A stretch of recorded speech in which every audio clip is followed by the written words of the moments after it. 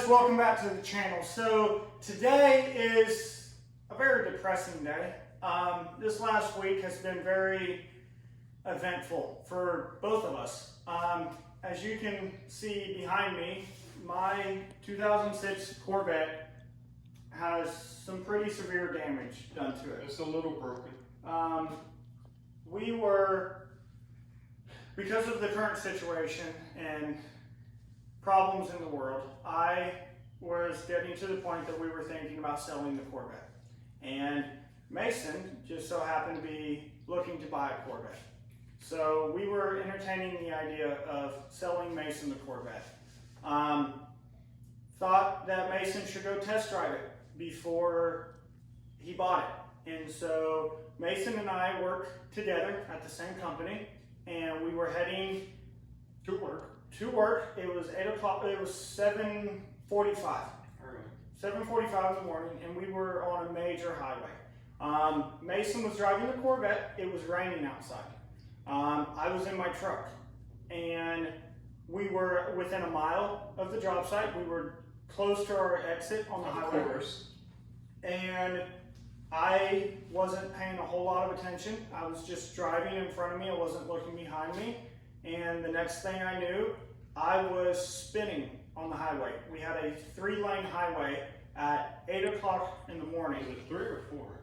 4 with an exit. We were next to an exit. My truck, which Mason will go ahead and explain a little bit more, but my truck was hit and I spun 1.5 times and hit the concrete 3.5 foot, 4 foot center median.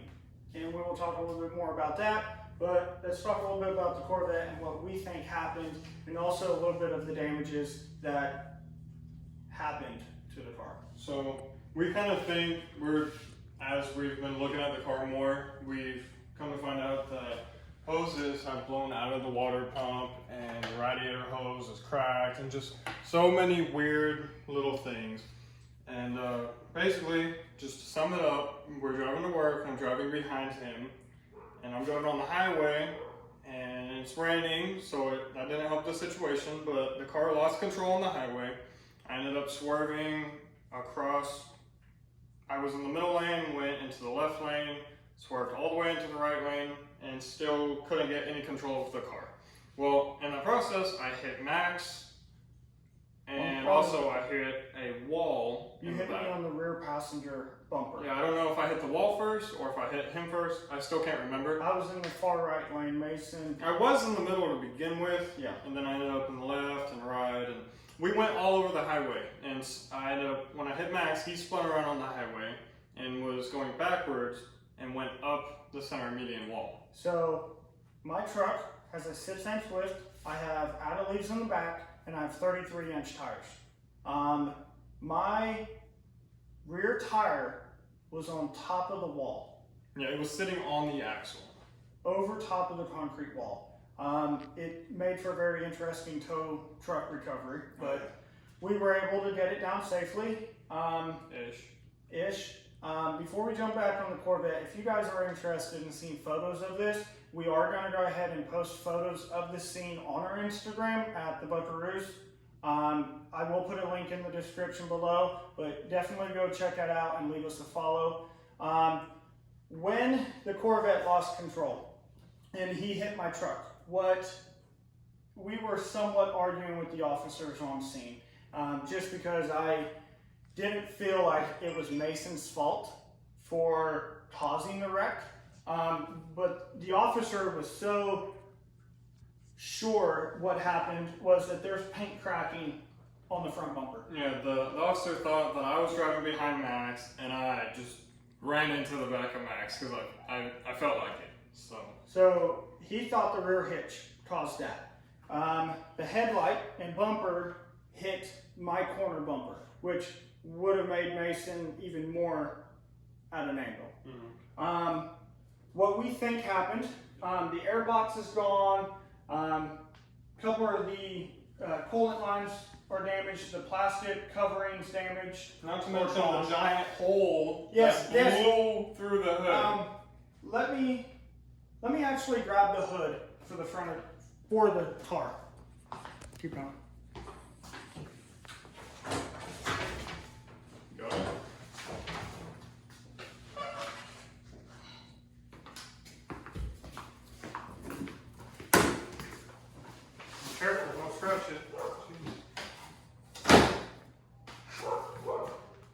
There's my hood. We don't know if the hole appeared before or after it hit my truck. But there's no damage here to the bumper. Yeah. You know, nothing's broken up here, but yet we have a giant hole that blew off the hood. There's a chance that my hitch went into the bumper and grabbed that and pulled it. Right. When my truck came to a stop, this was underneath of my truck, very far from the Corvette. Yeah, so headlights into a bunch of pieces. The wiring's been ripped out. The fender's destroyed. The inner fender's destroyed. The bumper, I have most of the pieces of the bumper. I think I'm missing a piece. Yes, okay. So after that happened, you spun on the highway after you hit me. We didn't say that. Yeah, both of us spun on the highway across all 3 or 4 lanes. We didn't hit anyone else, just each other. No one was involved in this. This was a rush hour, busy highway. And the fact that we didn't hit anyone, this situation could have been so much worse. The fact that I didn't roll hitting that wall, I did bend my axle, my leaf springs, I bent my exhaust, rear bumper, and the corner of my truck bed. I ended up not turning my truck into insurance because I can't go without a truck is how I felt. So I ended up buying a used axle, bent the truck bed out, bent the rear bumper, new leaf springs, and I also put back a factory, a stock muffler on my truck, which fits the bent pipe. When Mason spun, he made the comment that he hit a concrete wall. That's in the back of the car. Where we have the car now, the car does run, but because of the back of the car, this is where we chose to put it. The rear tie rod for the passenger rear tire is bent, and the rim is destroyed. It's there. The tire's on it. Tire's flat. The part of the rim's missing. The whole lip Just part a bunch of of it chunks out of the is lip. in it. The rear bumper has a hole in it, and then the rear fender has curb rash down the whole side of it, which is pretty awful. So anyways, of course I had a claim on my insurance. After talking to the insurance guy and explaining to him what we thought was a water pump malfunction, which is really crazy to think, but this is a metal adapter hose fitting that is supposed to be inside the water pump. This came out. I'm sorry, but when you're in a wreck, things get pushed in. This is out. I probably didn't maintenance this car like I was supposed to. I didn't check the coolant.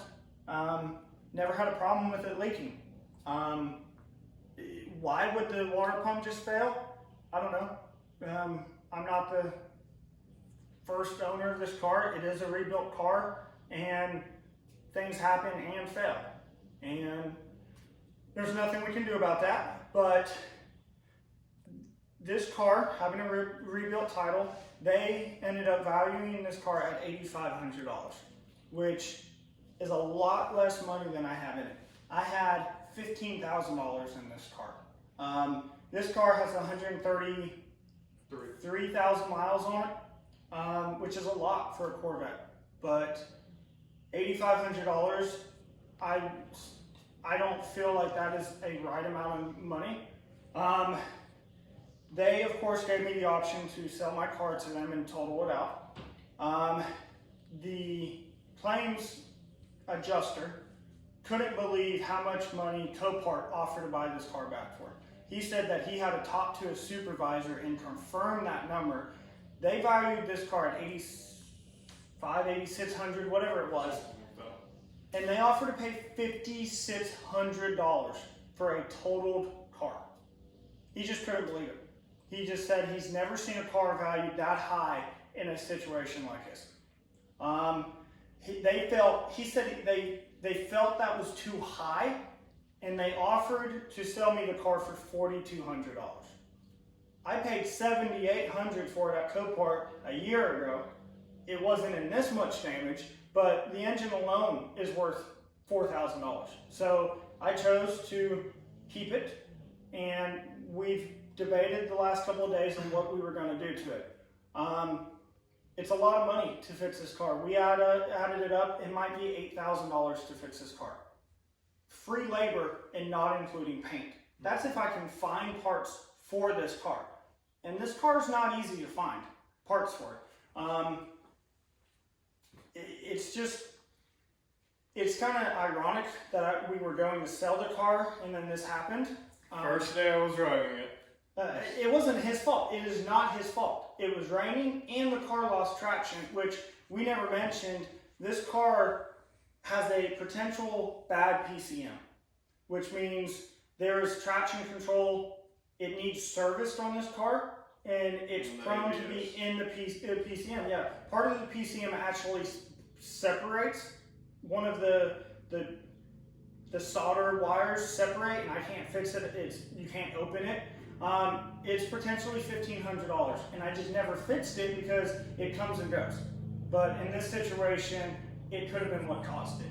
So that's also really scary because it could have happened to anybody. And luckily, Mason was the one driving, and he handled it the best he could. And if Katie was driving it, it could have been very different. It could have been very different for a lot of people. Yeah, we wanted to show you guys what happened to the car and wanted you guys to be part of what we do in the future to this car. Our hope is to rebuild this because Katie wanted to sell the car to Mason because she wanted to still see it every day. She wanted to keep her Instagram going because she does do modeling with the car and she really enjoys that. And so she wanted to be able to still do that. Mason was going to do some aftermarket parts to it, and it was going to help us and also give him the car that he wanted without a car loan. And so we were going to benefit from it. And then this happened, and it's very upsetting to see this happen. So we would like to rebuild it, and that's what we have in plan, or we have it planned that we're going to rebuild this. It is not the financially smart thing to do. If I rebuild this, I could potentially have $20,000 in a car that is worth $8,000. That is terrible. But if I choose to rebuild this car, I'm going to keep it forever because it's no longer just a car, it's a sentimental car that I rebuilt twice. And I don't know many people that chooses to rebuild cars twice. Not when I'm talking major damage. And you guys didn't see the first time I rebuilt it. So we decided we're just gonna, give you guys a second go. Worse this time. You guys didn't get to see it, so how to do it. Yeah. Honestly, I would rather not redo this. But we're here and we're gonna make the best of it. You guys are gonna love it, okay? And honestly, watching other YouTubers redo cars, and they're redoing Lambos and Ferraris, a Corvette also has that different car to it. These are fiberglass fenders. I mean, everything is different on this car. You can't just go to a salvage yard and get these parts. And it makes it different. You almost have to hunt down these parts just to get parts. And honestly, it's a different animal. And we're gonna do it. And if it takes us months, we're gonna do it. And we're gonna enjoy doing it. It's going to be a very interesting rebuild. So if you guys are interested in the video, if you want to see photos of it, go check us out on Instagram. And hey, hit that subscribe button, leave the video a like, comment. I mean, just it's a terrible situation, but we're gonna. You guys better be ready for part 2. Hit that subscribe button, and we will see you guys in the next video. Thank you.